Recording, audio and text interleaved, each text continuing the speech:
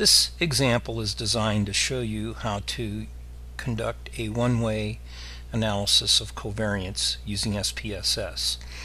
For this example, we'll use the data from the problem in problem 9.3 in your intermediate 2 book for SPSS statistics.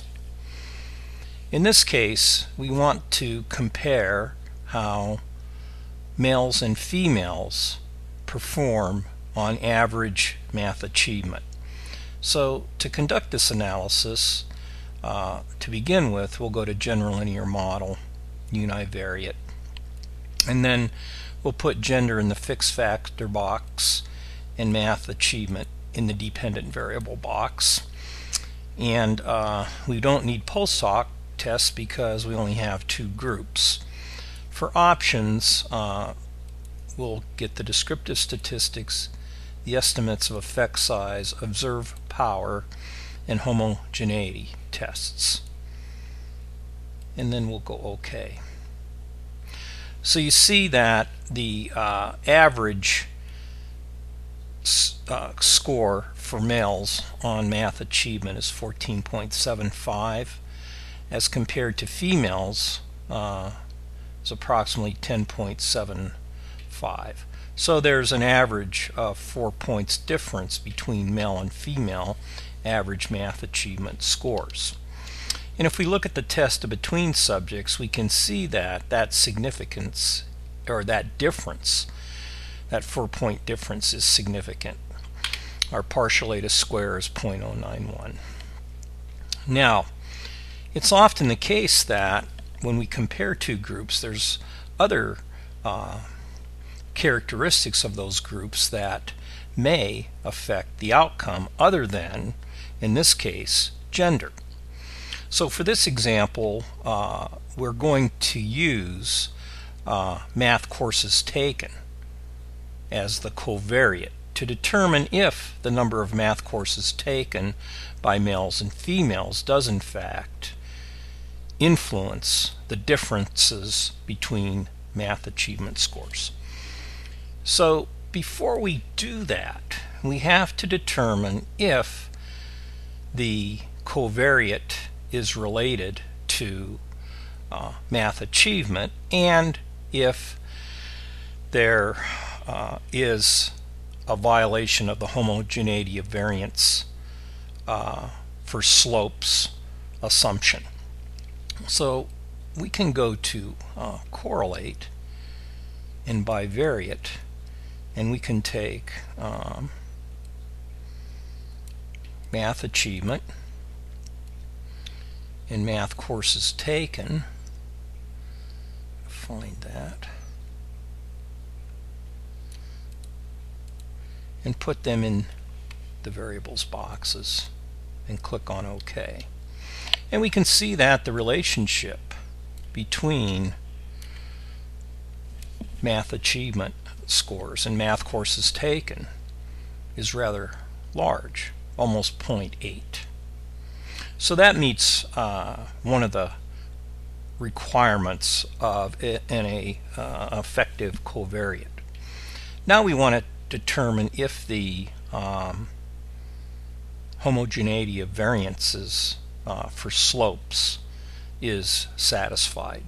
So we go to Analyze, General Linear Model, Univariate, and this time we're going to put math courses taken in the covariate box, but we have to specify the model.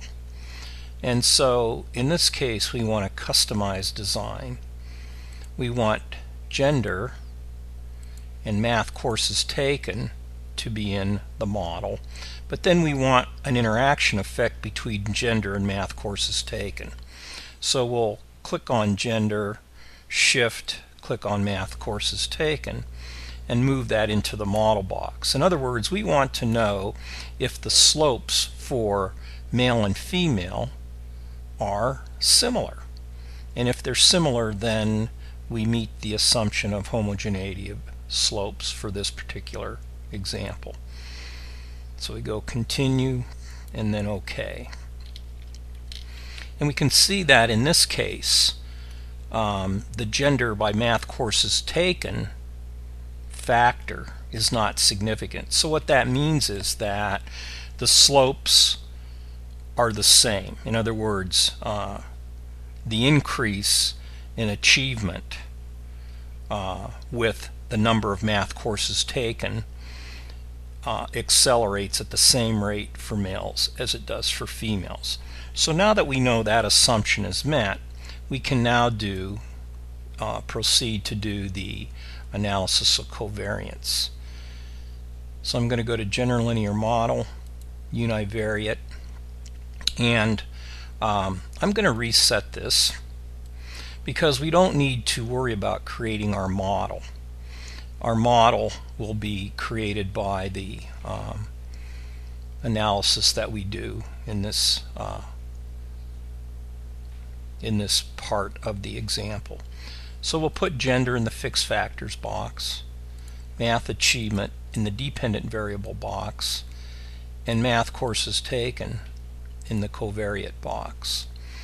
And then we can't do a post talk because, again, we only have two groups in gender. But for our options, we want descriptive statistics, estimates of effect size, observed power, and the homogeneity tests. And then we'll go continue and then OK. Now in this case we see that, as we did before, that the male mean is significantly higher than the female mean. But if we look at the gender factor, we can see that now males and females do not differ. Why? Because the variability in